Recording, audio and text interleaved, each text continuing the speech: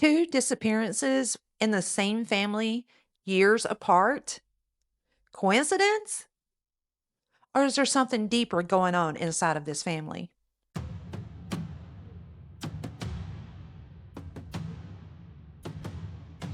Welcome in. I'm your host, Lisa. Tonight we're covering the case of Rose Marie Bly. Rose Marie Bly was a young mother who leaves her home for a short drive just 6 miles away. She never arrives, she never comes home, and more than 15 years later, investigators are still asking the same question. Where is Rose Marie Bly? Tonight we're covering one of Wisconsin's most haunting unsolved disappearances, a case that law enforcement says is not cold, just painfully quiet. For years, others have been in the spotlight. For years, there has been accusations floating around online about Rose Marie Bly and the disappearance of her niece, Summer Wells. The law says they believe the two do not have any connection on their disappearances. But who was Rose Marie Bly? Rose Marie Bly was just 21 years old when she vanished on August 21st, 2009. She was the youngest daughter of Candace Hare and Kenneth Jim Bly, a devoted mother of two baby girls under the age of 2 and someone who deeply loved children. Rose dreamed of becoming a children's book author one day. She was also an avid horse rider, a detail that would later become part of the speculation surrounding Rose's disappearance. Now, Rose lived a quiet life in the rural town of Sterling, near St. Croix Falls in Wisconsin. She focused on her children, family, and home. The day that Rose disappeared was on a Friday, August 21st, 2009. Rose and her husband, Christopher Lawson, spent the day doing ordinary things. They went to the mall together to purchase new cell phones. They picked up fast food and ate dinner at home.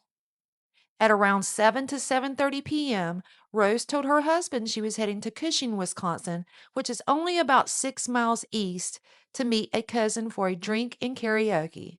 Rose was going over to Susie Q's tavern. When she left, she was wearing casual clothes, a tank top, sweater, jeans, and flip-flops, and drove away in her white 2001 Pontiac Grand Am. At approximately 9 p.m., Rose did call home, and she said that she would be back around midnight. That was the last confirmed contact anyone ever had with her. When Christopher woke up the next morning, Rose still hadn't returned. He began calling friends and family, including the cousins she said she was meeting, but no one had seen her. Believing that he needed to wait 24 hours before contacting authorities, he searched for her himself throughout the day. That evening, Rose Marie Bly was officially reported missing. Several days later, Rose's car was discovered in Grantsburg, Wisconsin. It was parked in a municipal parking lot behind the Sentinel office, near the downtown post office. It's my understanding this area was often used by semi-truck drivers, where once they come in off the road, they would either park there and then continue on to their homes, which may be nearby, or either they would stay there overnight. Now, Rose's car was undamaged. There was no signs of a struggle.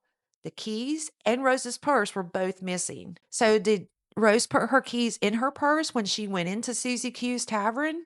Or did someone take her keys and move her car and was her last known location at Susie Q's? Now, like I said, there's a lot of speculation going around online. A lot of things have been said. So I'm not going to go over those things until they are officially announced by the law and we have more details pertaining to that particular window of time.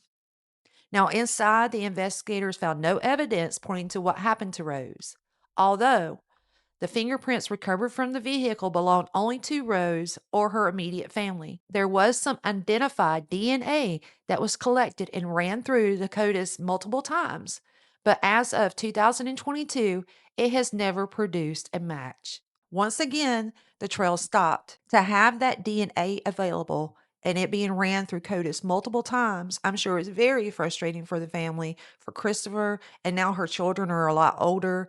It's got to be a question of not only when, but who.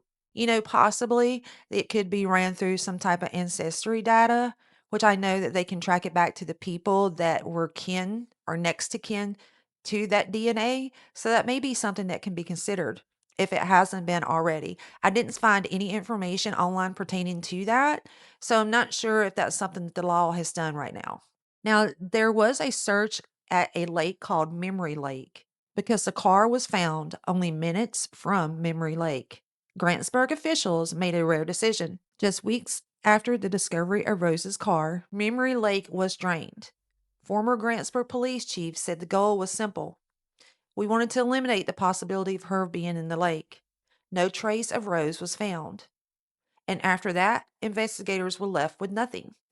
So a lot of people have speculated that either something really bad happened to Rose and she was unalived, or someone did something to her, there was foul play, or either that Rose may have disappeared. A lot of people were saying online that since the trucks were parked near, what if she got in one of the semi trucks and left? But there's no evidence pointing to Rose ever leaving. In the weeks following Rose's disappearance, her husband filed for divorce. According to his attorney, the filing was intended to protect the couple's children if Rose was to return unexpectedly. Their marriage had been troubled, with at least one prior domestic disturbance that required police intervention, and a previous divorce filing earlier that year that had later been withdrawn. Although Christopher Lawson passed a polygraph test and is not considered a suspect by law enforcement, the divorce was finalized in 2010 and he was granted sole custody of their daughters. Now, going with the horse accident theory. 1 week before Rose disappeared, she had fallen from a horse. She told her mother she was experiencing headaches afterward and was encouraged to seek medical care. There's no evidence that Rose ever did. Her mother had later wondered if Rose could have become disoriented due to the injury and wandered off. That goes back to the theory of people speculating that she may have left in a semi truck and never returned, since her keys and purse were missing. Now, law enforcement, however, has stated there is no evidence to support that or any single theory.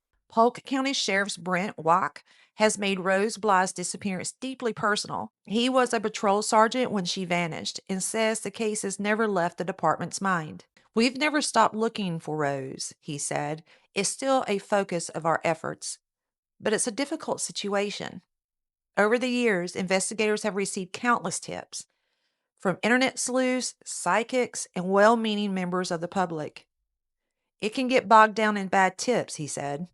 Still, he believes the case is solvable and that there may be closure now more than ever before. Now, here comes the haunting connection of another family member disappearing.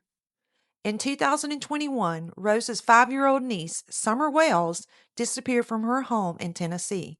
That tragedy brought renewed national attention to Rose's case. Law enforcement has stated clearly that the cases are not believed to be connected.